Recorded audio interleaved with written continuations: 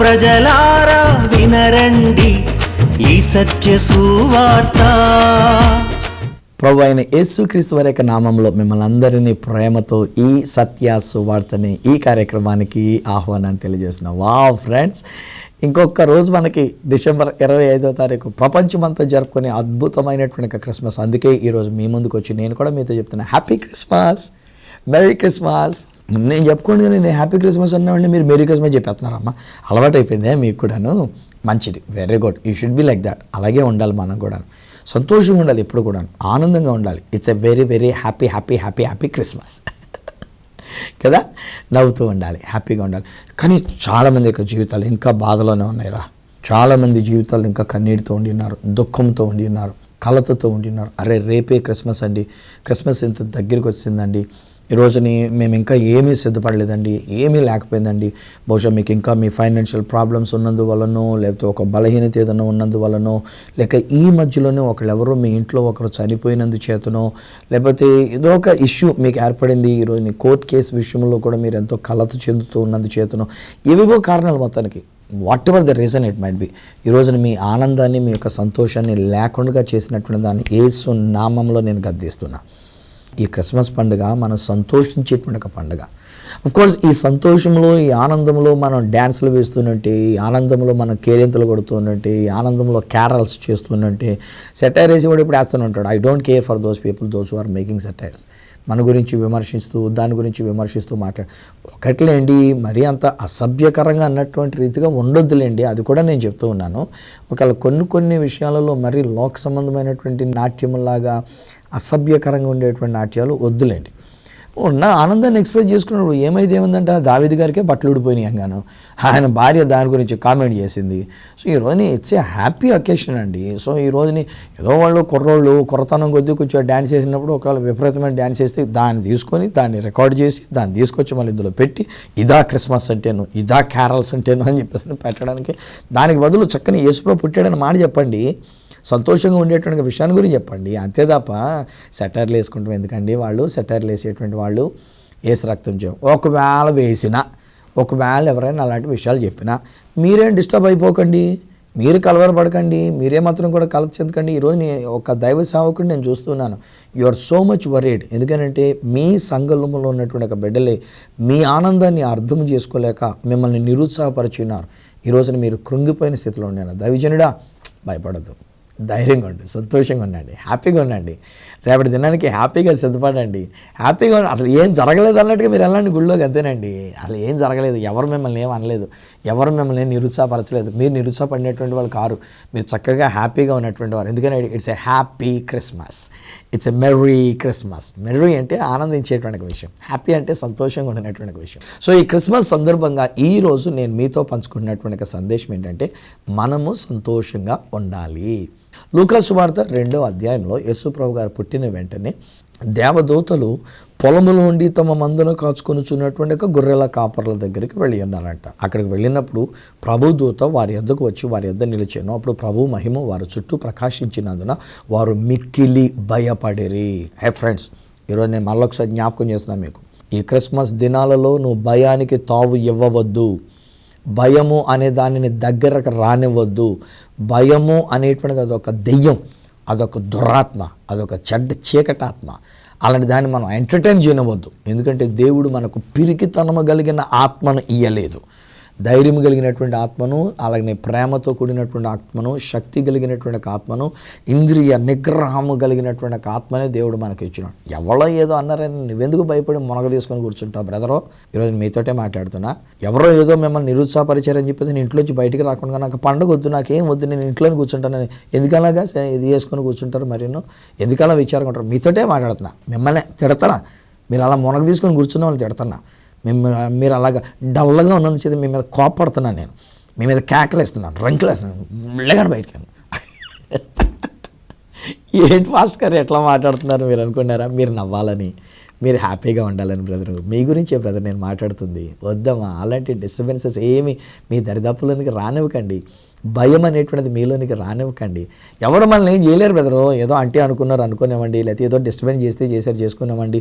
ఒకవేళ మన ఇంటి మీదకి దొమ్మికి వచ్చారు వస్తే రానివ్వండి. అప్పుల వాళ్ళు అందరూ కలిసి వచ్చి ఒకేసారి ఈ పండగ టైంలో మన దగ్గరికి వచ్చి మనల్ని డిస్టర్బ్ చేస్తున్నారు. ఇంట్లో వాళ్ళు కూడా తెలియదు మీరు అప్పు చేశారన్న సంగతి. తీరమో చూస్తే ఇంటి మీదకు ఆ అప్పుల వాళ్ళు వచ్చారు కదా, ఇప్పుడు మీకు బీపీ పెరిగిపోయింది, మీకు షుగర్ పెరిగిపోయింది, మీరు ఇప్పుడు హాస్పిటల్కి అడ్మిట్ అయిపోవడానికి అన్నట్టుకు వెళ్ళిపోతున్నారు.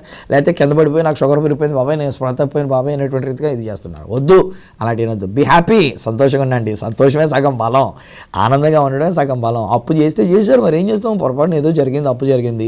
ఇప్పుడు దాని గురించి టెన్షన్ ఎందుకు మీరు పెట్టుకుంటాం, షుగర్ ఎందుకు పెంచుకుంటాం, బీపీ ఎందుకు పెంచుకుంటాం. హ్యాపీగా ఉండండి. అంటే మీరు అలా హ్యాపీగా ఉంటే మీ జబ్బు కానీ, బలహీనత కానీ, రోగం కానీ ఏదైనా సరే తొలగిపోతుంది. ఈరోజు నేను చెప్తున్నా, ఏదో మేము చేతులేసి ప్రార్థన చేస్తేనే కాదు, అయితే ఎవరో దైవజనుల దగ్గరికి వెళ్తే వాళ్ళు ఏదైనా ప్రార్థన చేస్తే మా జబ్బున ఏమవుతుంది అని చెప్పేసి ఎక్కడికో వెళ్దామని అనుకోకండి. ఒకవేళ అక్కడికి వెళ్తే మీకు డబ్బులు ఖర్చు. ఈ మధ్యలో మొన్న ఒక ఆయన ఎవరో కానీ నాతో కూడా మాట్లాడారండి.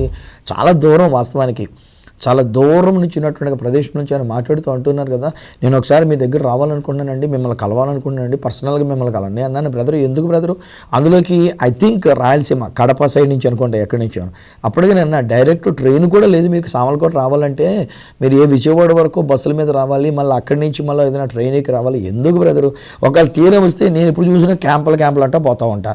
మీరు తీరం వస్తే ఆదివారం నాడు గుడిలో ప్రసంగం చేసిన తర్వాత ఒకవేళ కొంతసేపే మీకు ఉండగలుగుతాం. మళ్ళీ ఏ మధ్య నుంచో భోజనం చేసినండి ఇంకో చోటకి వెళ్ళిపోవడానికి నేను వెళ్ళిపోతే మీకు కనీసం ఒక రోజన్నా మీతో గడపకుండా ఉంటే, ఇంత దూరం మీరు ప్రయాణం చేసి వచ్చి మళ్ళీ అంత దూరం మీరు ప్రయాణం చేసేసరికి తలపోటు వస్తుంది. ఎందుకులే బ్రదర్ అని చెప్పేసాను అన్న. సో ఈరోజు నేను అంటాను స్నేహితులారా, మేమేదో చేతులిస్తే కాదు, మీరు మన కొరకు పుట్టిన యేసు క్రీస్తునందు మీరు ఆనందిస్తూ ఉంటుంటే, మీలో ఉన్న భయము, ఆందోళన, కలతలు మీరు లేకుండా సంతోషిస్తుంటే, మీకున్న వ్యాధి బలహీనత నుంచి ప్రభు మీకు స్వస్థత ఇచ్చి ఉన్నారు. ఆమేన్, హల్లెలూయా. ఈరోజు నేను మీకు డిక్లేర్ చేస్తున్నా, మీ బలహీనత, మీ యొక్క వ్యాధి, మీ యొక్క రోగం ఇవన్నీ కూడా తొలగిపోయినాయి. Be happy. It's a happy Christmas కదా. సో రేపటి దినాన్ని అనగా డిసెంబర్ 25వ తారీఖు 2018వ సంవత్సరం ఈరోజు మనం క్రిస్మస్ అనేటువంటి రీతిగా మనం జరుపుకోవడానికి ఇట్స్ ఎ హ్యాపీగా మనం జరుపుకోవాలని కోరుకుంటూ ఉన్నా. కలవరపడద్దు, కృంగిపోయినట్టుగా ఉండొద్దు, దేనికి మీరు కలత చెందొద్దు, ఏ విషయాన్ని మనసులో తెచ్చుకొని భయపడుతున్నట్టుగా ఉండొద్దు. సో ఆ రోజుని ఆ దూత, ఈ గొర్రెల కాపర్లు ఆ యొక్క దూత యొక్క మహిమను చూచినప్పుడు వాళ్ళు భయపడ్డారు. అప్పుడు ఆ దూత చెప్తున్నటువంటి ఒక మాట ఏమంటున్నాడంటే, భయపడవద్దు, ఇదిగో ప్రజలందరికీ కలగబోయే మహా సంతోషకరమైన, ఇట్స్ సంతోషకరమైన సువార్త. హల్లెలూయా. నా మటుకు నాకు హుషారు వచ్చేస్తున్నాను బాబు. నేను ఇక్కడ కూర్చొని మాట్లాడుతున్నాను కానీ మీ ఇంట్లోకి వచ్చింటే కనుక ఎగిరి గంతులేసి ఉండేవాడిని. నేను ఒక్కొక్కసారి ఫాదర్ బ్రక్మన్ గారు నేను చూస్తూ ఉంటే, అబ్బా ఏం ఆనందంగా ఆయన స్టెప్స్ వేస్తూ ఆయన పాటలు పాడుతున్నటువంటి విషయాలు చూస్తుంటే నాకు అనిపించేస్తూ ఉంటుంది. నేను వేస్తా డ్యాన్సు నేను ఇంట్లో ఉన్నప్పుడు, లేకపోతే ఒక్కొక్కసారి కొంతమంది మంచిగా నాకు ఫ్రీడమ్ ఇచ్చినప్పుడు, ఫర్ ఎగ్జాంపుల్ మన బ్రదర్ అనిల్ కుమార్ గారితో ఉన్నాను అనుకోండి, స్టేజ్ మీద కుమ్మేస్తాను నాకు ఉన్న ఆనందాన్ని బట్టి. మొన్న రీసెంట్గా కూడా హిస్కియా ఫ్రాన్సిస్ గారు అనే దైవజనుడు మాట్లాడుతుంటే ఆయన చెప్తున్న సత్యాన్ని నేను తీసుకున్నప్పుడు నా హృదయం ఉప్పొంగుతూ వచ్చిందండి. ఆయనను నాట్యం ఆడుతున్నట్టుగా ఆయన కూడా గ్రహించాడు. ఒక సువార్తరాజు నా యొక్క ప్రసంగంలో ఎంత ఆనందంగా ఆయన ఎక్సైట్ అవుతున్నట్టుగా, ఉత్సాహంగా ఉన్నట్టుగా ఆయన కనబడుతున్నారని చెప్పేసి అని నేను తర్జుమా చేస్తున్నప్పుడు నా గురించి ఆయన కూడా పలికినటువంటి మాట. ఈరోజు నేను చెప్తా ఫ్రెండ్స్, సంతోషకరమైన సువార్త, మహా సంతోషకరమైన ఈ సత్య సువార్త ఏంటంటే, రక్షకుడు మీ కొరకు పుట్టి ఉన్నాడు. హల్లెలూయా. హే ఫ్రెండ్స్, మీరు అలాగా కాపుదల లేని పరిస్థితులు ఉండవలసిన అవసరం లేదు, మీరు అలా కలతలతో ఉండవలసిన అవసరం లేదు, మీరు అలాగున్న దుఃఖముతో, విచారముతో, వేదనతో అన్నట్టుగా మీరు ఉండవలసిన అవసరం. జరిగింది ఏదో జరిగిందిలేండి, పొరపాటు ఏదో జరిగి ఉండొచ్చు, లేకపోతే ఒకవేళ ఒక అప్పులు అయిపోయి ఉండొచ్చు, మనం అప్పు చేసేసిన రీతిగా ఉండి ఉండొచ్చు, ఇంట్లో పరిస్థితులు జరగలేదు, ఇప్పుడు పండగకి మన దగ్గర ఏమీ డబ్బులు లేకుండా అయిపోయింది, చాలా ఆర్థిక ఇబ్బందులు ఉన్న, ఒకవేళ అవి ఉంటే ఏంటండి, ఇలా నేను ఒక మాట జ్ఞాపకం చేసుకుంటాను, నా పేరే రాజు, నా జేబులో పైసలు లేదని ఎప్పుడో ఒకసారి చిన్నప్పుడు ఎప్పుడో విన్న పాట అది. సో ఈరోజు నేనంటే నా పేరు నిజంగానే రాజు, సువార్తగా రాజు, సత్య సువార్తగా రాజు, ఈ సత్య సువార్తగా రాజు. నేను నా జేబులో పైసలు ఉన్నా లేకపోయినా నేను ఎప్పటికీ రాజునే, నా పేరే రాజు, నేను రాజుగా ఉండి అన్నాను నేను. సో రాజుగా నేను ఆనందించలే తప్ప, డబ్బులు ఉంటే ఆనందం, డబ్బులు లేకపోతే జ్వరం, ఇది కాకూడదు మనకి. హే ఫ్రెండ్స్, మీకే నేను చెప్తున్నా, మీ గురించి మాట్లాడుతున్నా, మీ కొరకే నా దేవుడు నన్ను ఇక్కడ తీసుకుని వచ్చినాడు. ఆనాడు ఆ గొర్రెల కాపర్ల దగ్గరికి దేవుడు తన దూతను పంపించి ఎంత అద్భుతమైనటువంటి ఒక సువర్తమానాన్ని వారికి తెలియజెప్పిన రీతిగా ఈరోజు నీ మన యొక్క ఛానల్ ద్వారా, ఈ ఆరాధన టీవీ ఛానల్ ద్వారా ఈరోజున మీతో దేవుడు మాట్లాడుతున్నటువంటి మాట, మీకు సెలవిస్తున్నటువంటి ఒక మాట ఏమిటంటే, నా ప్రియ స్నేహితులారా, మనము సంతోషంగా ఉండటం కొరకే యేసు ఈ లోకంలో పుట్టి ఉన్నారు. యేసు పుట్టారు అనేటువంటి ఒక వార్త, రక్షకుడు మన కొరకు పుట్టి ఉన్నారు అనేటువంటి ఒక వార్త, ఇది ప్రజలందరికీ కలిగే మహా సంతోషకరమైనటువంటి ఒక సువార్త. మైండ్ యూ, ఆ మాట ఒక్కసారి గమనించండి. ఏమని వ్రాయబడింది, ఏమని దేవదూత సెలవిచ్చినాడనంటే ప్రజలందరికీ కలిగే మహా సంతోషకరమైన, నాట్ ఓన్లీ ఫర్ క్రిస్టియన్స్, క్రైస్తవ బిడ్డల కొరకు మాత్రమే కాదు. ఇలా నాకు తెలుసు, నా యొక్క కార్యక్రమాన్ని క్రైస్తవేతరులైనటువంటి వారు కూడా వీక్షిస్తున్నారని నాకు తెలుసు. ఈరోజు ఎవరైతే క్రైస్తవులు కానివారై ఉండి ఈయన కార్యక్రమాన్ని వీక్షిస్తూ, సువర్తరాజ్ గారు మీరు మాట్లాడుతుంటే భలే చక్కగా మాట్లాడతారని, నాతో మీరు పర్సనల్గా మా ఎదురుగా కూర్చున్నప్పుడు మాట్లాడుతున్నాను. మరి మీతోటే కదా మాట్లాడుతుంది, ఇంక నేనేంటి మాట్లాడుతున్నట్టుగా ఉండడం ఏంటి, మీతోటే మాట్లాడుతున్నాను. నేను మీ కొరకే నేను ఇలా వచ్చినాను. ఇందులో నేనేం ప్రసంగాలు చేయట్లే, లేదా బొమ్మలు చేసి అన్నట్టుగా నేనేం ఊగిపోవట్లే. మీతో మాట్లాడడానికి వచ్చాను బ్రదర్. మీతో మాట్లాడి తెలుసా, బీ హ్యాపీ అండ్ బ్రదర్. అమ్మా సిస్టర్ గారు మీకు కూడా రా బాబు, మీరు అనుకున్నారు కదా ఎవరు నాకు తోడలేరు, నేను ఒక్కదాన్నే ఉన్నాను అని మీరు అనుకుంటున్నారు కదా. ఉన్నారులే, ఇంట్లో కొంతమంది అటు ఇటు తిరుగుతున్నారు, కానీ మీ పర్సనల్ ఫీలింగ్, మీ హృదయంలో ఉన్న ఫీలింగ్ ఏంటంటే ఎవరు లేరండి, నన్ను ప్రేమించిన వాళ్ళే లేరండి, నాకంటూ ఎవ్వరూ లేరండి. ఆ మధ్యలో కొంతమంది నాకు ఫోన్ చేసినప్పుడు కూడా అదే ఆ రకమైనటువంటి మాట చెప్తున్నారు. అయ్యగారు మీరు ఏదో అనుకున్నారు కానండి, నాకు ఇంట్లో చాలామంది ఉన్నారు, మా కుటుంబీకులు, మా అమ్మ ఉన్నారు, నాన్న ఉన్నారు, అక్క ఉన్నారు, అన్న ఉన్నారు, చెల్లున్నారు, బంధువులు ఉన్నారు, ఎంతమంది ఉన్నారు, కానీ ఎంతమంది ఉన్నా ఎవరూ లేనట్టే. మీ ప్రోగ్రాం వస్తుంటే నేను అలా చూస్తూ నిజంగా మీరు నా సొంత వ్యక్తిలాగా అన్నట్టుగా మీరు అలా మాట్లాడుతుంటే, ఒక అన్న మాట్లాడినట్లయితే, ఒక అంకుల్ మాట్లాడినట్టుగా ఆ మాటలు తీసుకుంటుంటే, ఆ మాటలు వింటున్నంతసేపు అప్పుడే అయిపోయిందా అరగంట అన్నట్టుగా ఉంటుందండి నాకు అని చెప్పేసి అంటున్నారు. దేవునికి స్తోత్రం కలుగును గాక. ఈ దినాన్ని కూడా నేను మీతో మాట్లాడుతున్నాను, మీ కొరకే నేను వచ్చాను. నేను ఒంటరిగా ఉన్నానని మీరు అనుకోవద్దు. మీ ఒంటరితనం మిమ్మల్ని డిప్రెషన్లోకి తీసుకెళ్ళకూడదు. నేను మీతో చెప్తున్నా, నువ్వు అలాగే ఒంటరిగా ఉన్నానని ఫీలింగ్ పెట్టేసుకొని చివరికి ఏమవుతుందంటే డిప్రెషన్లోకి వెళ్ళిపోయి నాకెవరూ లేరు అనుకొని చివరికి ఆ డిప్రెషన్లో మనకి ఇంకేదేదో ప్రమాదం వచ్చేటువంటి ప్రమాదం ఉంది. సో ఈరోజు నేను చెప్తున్నా, బీ హ్యాపీ అండి, నవ్వండి కాసేపు. ఒకవేళ మీరు అలా నవ్వుతుంటే కొంతమంది అనుకుంటారు కదా, ఏంటి వీళ్ళు ఎలా నవ్వేసుకుంటున్నారు అని చెప్పేసి అనుకుంటారు కొంతమంది. ఒకవేళ మీరు నన్ను చూసి నవ్వుతుంటే కూడా ఈ టీవీ ప్రోగ్రామ్ వచ్చిన కానీ ఏంటి వీడు ఎలా నవ్వేసుకుంటుంది అనుకో, మనం నమ్మట్లేదు. సీరియల్స్ వచ్చినప్పుడు, ఏదైనా మంచి విషయం వచ్చినప్పుడు, ఎవరైనా జోక్ చేసినప్పుడు, ఏదైనా జోక్స్ వచ్చినప్పుడు, కామెడీ సంబంధించినవి వచ్చినప్పుడు మనం నవ్వుకోవట్లేదా? ఈరోజు దానికంటే మించిందండి, రక్షకుడు మీ కొరకు పుట్టి ఉన్నాడు. You are never alone. మీరు ఒంటరిగా ఉన్న వ్యక్తివి కారు. You are never sold out. అపవాది చేతుల్లో బందీగా ఉన్నటువంటి వారు కారు మీరు. మిమ్మల్ని దేవుడు ఆ అపవాది చేతుల్లోంచి విడిపించాడు, అపవాది బంధకాల నుంచి మిమ్మల్ని విడిపించాడు, మిమ్మల్ని సంతోషభరితులనుగా చేసినాడు. One word is enough for me to be happy.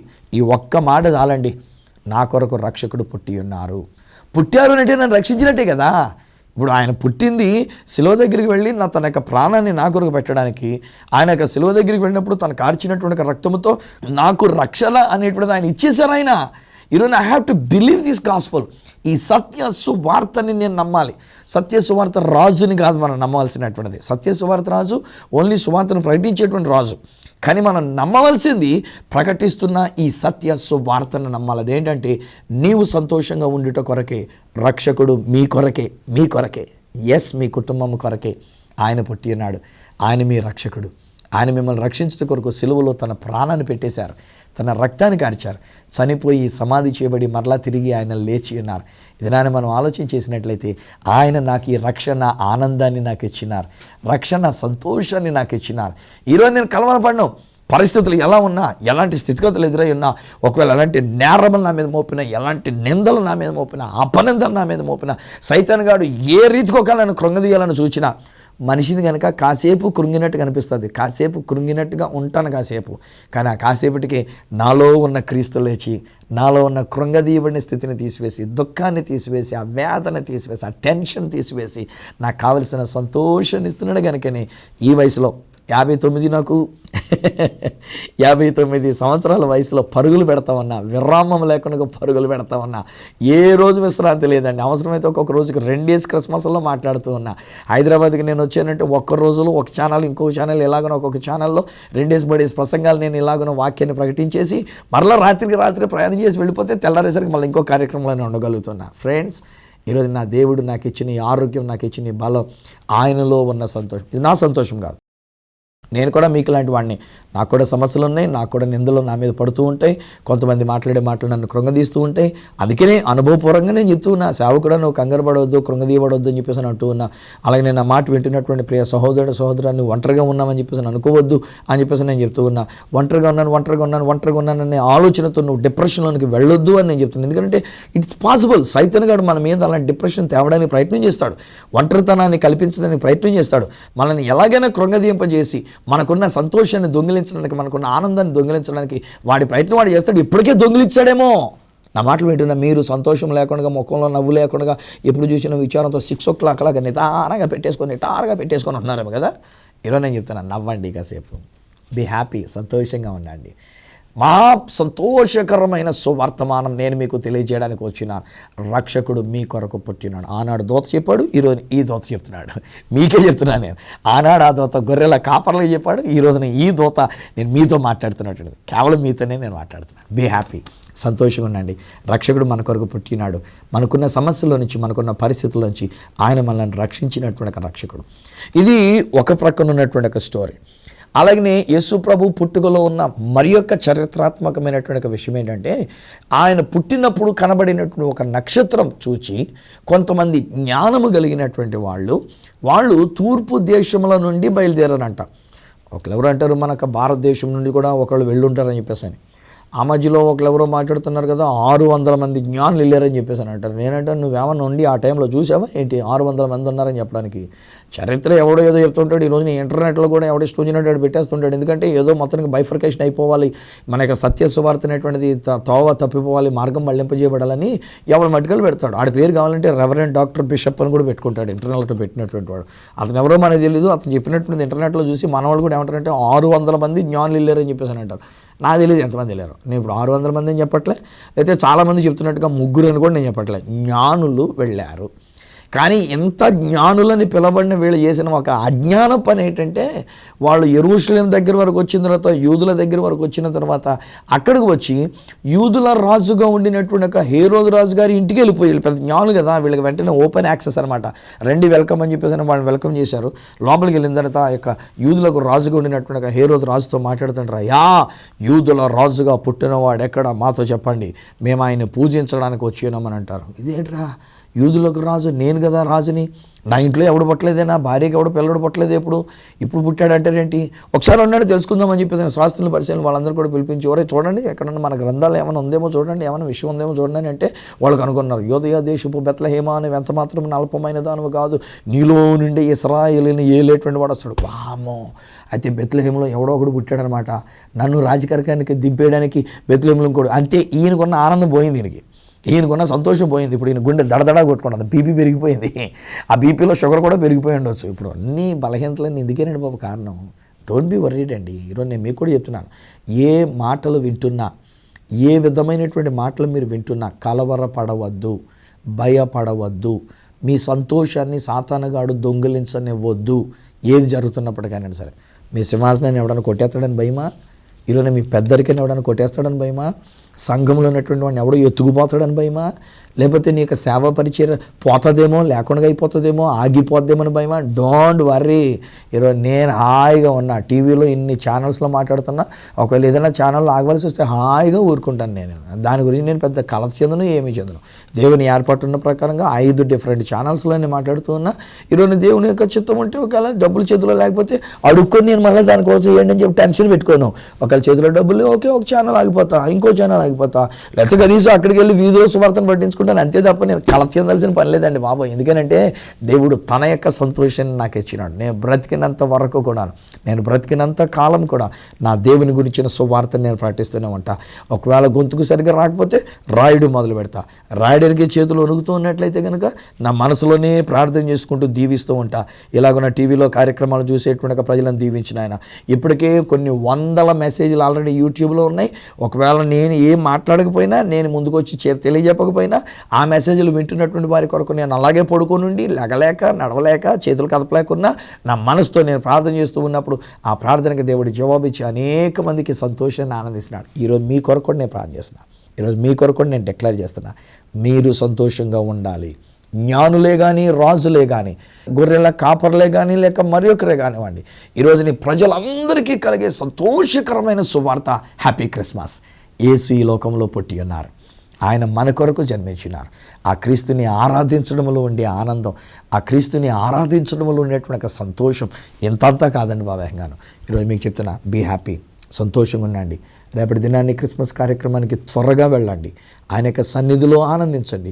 In every activity, జరిగేటువంటి ప్రతి కార్యక్రమంలో కూడా మీరు సంతోషంగా ఉండండి. ఏం జరిగింది జ్ఞానుల విషయంలో? ముఖం మాడిపోయింది హేరోదు రాజు గారికి. నెత్తురు చొక్క లేదు ఆయన యొక్క ముఖంలోని, కళ్ళల్లో బెదురు పుట్టుకొచ్చింది, కలవరం అనేటువంటిది ఆయనలో కనబడుతూ ఉంది. ఆయన పైకి మాత్రం మాట్లాడుతున్నాడు కానీ లోపల ఉన్న కలత వీళ్ళు జ్ఞానులు తెలుసుకునే ఉండి అంటారు వీళ్ళు కూడాను. సో ఈయన ఏమనుకున్నాడంటే, మీరు వెళ్ళి చూసిరండి, మీ వెనకాల నేను కూడా వెళ్ళి ఆయన పూజించి వస్తానని చెప్పినప్పుడు అందులో అర్థం వీళ్ళకి అర్థమైపోయి ఉంటుంది. సరే బయటకు వచ్చారు. కానీ ఏళ్ల కలత ఏంటంటే, అయ్యయ్యో ఆ నక్షత్రం మనం వెంబడించి ఇక్కడ దాకా వచ్చి ఇక్కడ పొరపాటుని మనం అనుకున్నాము, రాజు పుడితే కనుక రాజుగారి ఇంట్లోనే పుడతాడని చెప్పేసి అనుకొని ఈ ఇంట్లోకి వచ్చాము, ఇన్ని రోజులు నేను ఆతిథ్యం తీసుకున్నాము, ఇప్పుడు ఆ నక్షత్రం ఎక్కడి వరకు వెళ్ళిపోయి ఉంటుందో, ఇక్కడ కాదని చెప్పేసి నీ ఇంట్లో పుట్టలేదు కనుక ఎక్కడికి వెళ్ళిపోయి ఉంటుంది అనుకొని కలతతో అన్నట్టుగా బయటకు వచ్చానంటండి. బయటకు వచ్చేసరికి దేవుని యొక్క వాక్యంలో వ్రాయబడిన మాట ఏంటంటే, వారిని అంత దూరం నడిపించినటువంటి ఆ నక్షత్రము వారు మళ్ళీ బయటకు వచ్చేసరికి వాళ్ళకి ఎదురుగా కనబడింది. ఆ నక్షత్రం బెత్లెహేం వరకు వారిని నడిపించి యేసు ఉన్న చోటి వరకు వారిని నడిపించినప్పుడు అప్పుడు వాళ్ళు అంటున్నటువంటి మాట, అక్కడ వ్రాయబడిన మాట ఏంటంటే, వారు అత్యానంద భరితులయ్య. ఇదండి హల్లెలూయా. మామూలు ఆనందం కాదండి, మామూలు ఆనందం హాహాహా అని చెప్పేసి మనం అనుకోవచ్చు. పెట్టుడు నవ్వు ఏ నవ్వు మొత్తానికి కానీ మీరు నవ్వుతూ ఉండొచ్చు. కానీ మహా సంతోషము, అత్యానంద భరితం అంటే మిమ్మల్ని ఎవరు కంట్రోల్ చేయలేరండి బాబాయంగాను, మిమ్మల్ని ఇంకా ఆపలేరండి ఎవరు కూడాను. మిమ్మల్ని చూస్తే వాళ్ళకి పిచ్చెక్కిపోయి వాళ్ళు నవ్వడం మొదలు పెట్టాలి. ఇంకాను మీ యొక్క ఆనందం, మీలో ఉన్నటువంటి సంతోషం, అది దేవుడు కోరుకుంటున్నాడు. హై ఫ్రెండ్స్, ఈరోజు మీరు సంతోషంగా ఉండాలని యేసు మన కొరకు ఈ లోకంలోనికి వచ్చినాడు. ఆ యేసు ప్రభుని మనం పూజించినప్పుడు, యేసు ప్రభుని మనం ఆరాధించినప్పుడు, ఆ యేసును మనం ఆరాధించటాన్ని క్రైస్ట్ మాస్ మనం చేసుకుంటూ ఉన్నప్పుడు, ఆ దేవాలయంలోనికి వెళ్ళి ఆయన పుట్టినటువంటి విషయాలను మనం జ్ఞాపకం చేసుకున్నప్పుడు, ఆల్ దట్ రిక్వైర్డ్. ఇక్కడ ఉన్నటువంటి ఒక మాట ప్రకారం నేను అంటాను, నువ్వు సంతోషంగా ఉండాలని. నీ ఆనందము కొరకే యేసు ప్రభు ఈ లోకంలోనికి వచ్చినారు. బ్రదర్, నేను మిమ్మల్ని చూస్తూ ఉన్నాను.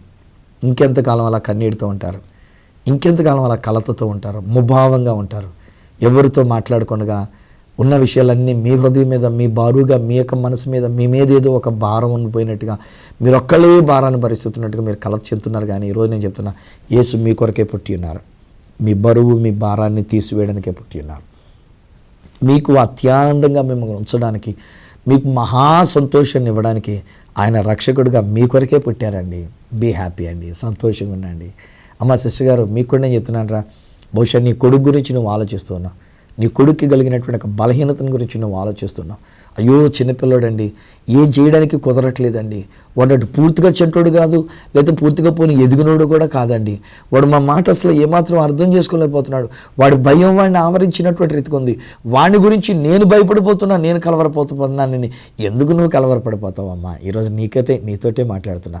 దేవుడు ఆ బిడ్డ విషయంలో ఆయన స్వస్థతనిచ్చి ఉన్నాడు. Don't worry. దేవుడు నీ యొక్క భర్తను రక్షించుకుని ఉన్నాడు. Don't worry. ఒకవేళ నీ భర్త ఇంకా సరైనటువంటి జీవితం లేదని నువ్వు కలత చెందుతున్నావు, కానీ ఈరోజు నేను చెప్తున్నా, రక్షకుడని యేసు నీ ద్వారా ఈరోజు నీ హృదయంలోనికి వచ్చేట ద్వారా నీ భర్త జీవితాన్ని కూడా ఆయన బాగు చేస్తున్నాడు. ఆయన కూడా మార్పు చెందుతున్నాడు. చూశాను నేను కొంతమంది భయంకరమైన త్రాగుబోతులు, ఎవరు చెప్పినా విననటువంటి ఒక త్రాగుబోతులు, ఎంత భయంకరంగా తాగేస్తే రోడ్డు మీద ఎలా దొర్లుతారో నాకు తెలుసండి బాబాయంగాను. ఇలాంటి పండగ వచ్చిందంటే కూడా ఇందులో ఆనందం ఉందనుకుని ఆ మందు మీద ముందు తెగ తాగేస్తూ ఉంటారు. హంగాను ఆడు ఎలా తూలిపోతూ ఉంటాడో అక్కడ.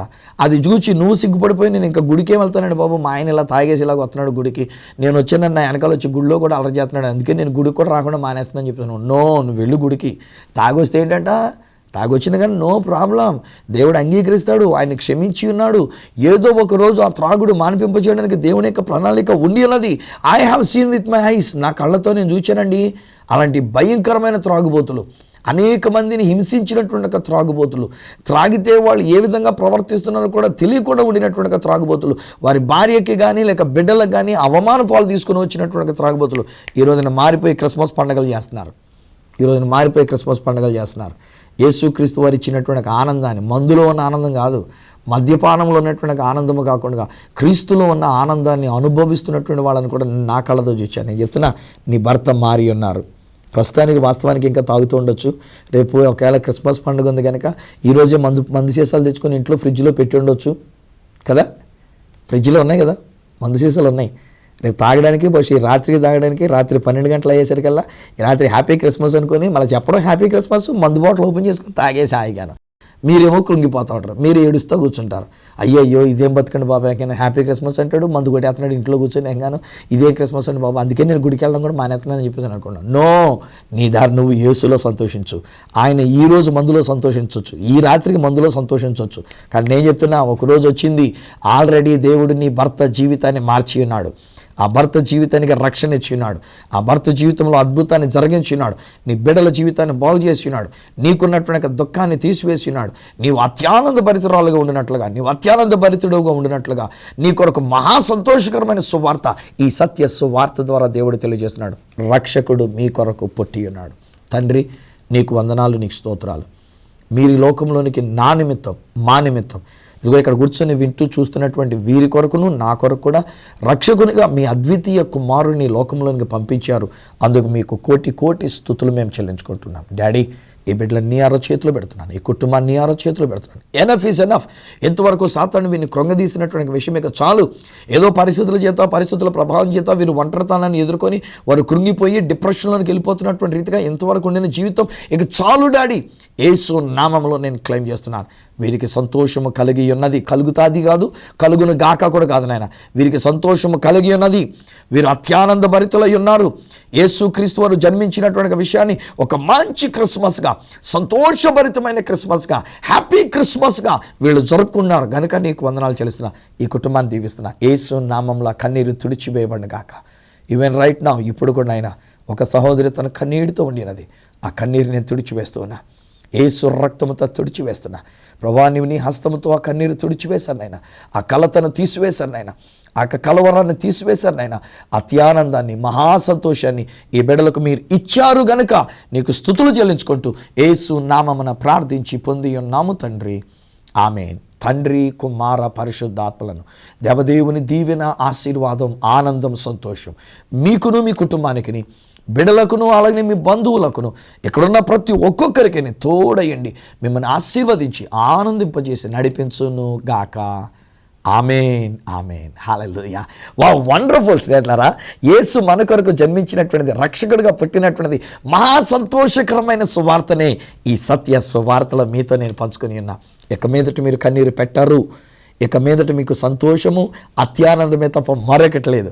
మీరు పొందుకున్న ఆనందాన్ని, మీరు పొందుకున్న సంతోషాన్ని ఒకవేళ నాతో పంచుకోవాలని కోరుకున్నట్లయితే ఉత్తరం ద్వారా కానీ, ఒక ఫోన్ కాల్ ద్వారా కానీ, ఒక SMS ద్వారా కానీ, వాట్సాప్లో మెసేజ్ ద్వారా కానీ నాకు తెలియజేయవలసిందిగా మీకు మనవి చేస్తున్నాను. నా అడ్రస్ ఈ సత్య సువార్త, సామర్లకోట, 533440, తూర్పుగోదావరి జిల్లా, ఆంధ్రప్రదేశ్. అడ్రస్ మరొకసారి ఈ సత్య సువార్త, సామర్లకోట్ 533440, ఈస్ట్ గోదావరి డిస్ట్రిక్ట్, ఆంధ్రప్రదేశ్. అప్పటికి ఒకవేళ నాతో మీరు ఫోన్లో మాట్లాడాలని కోరుకున్నట్లయితే నా ఫోన్ నెంబర్ 9848110907, 9440040992, 8885527662. ఒకవేళ నాకు ఈమెయిల్ ద్వారా మీరు ఏదైనా తెలియజేయాలని కోరుకున్నట్లయితే నా ఈమెయిల్ ఐడి ఈ సత్య సువార్త @gmail.com. మనం వచ్చే వారం ఈ సత్య సువార్త కార్యక్రమంలో మిమ్మల్ని కలుసుకొని మరొక అద్భుతమైన సువర్తమానంతో మీ ముందుకు వచ్చేటంత వరకు మీ అందరికీ happy Christmas and merry Christmas తెలియజేస్తూ మీ దగ్గర సెలవు తీసుకుంటున్న మీ ప్రియ సహోదరుడు ఈ సత్య సువార్త రాజు.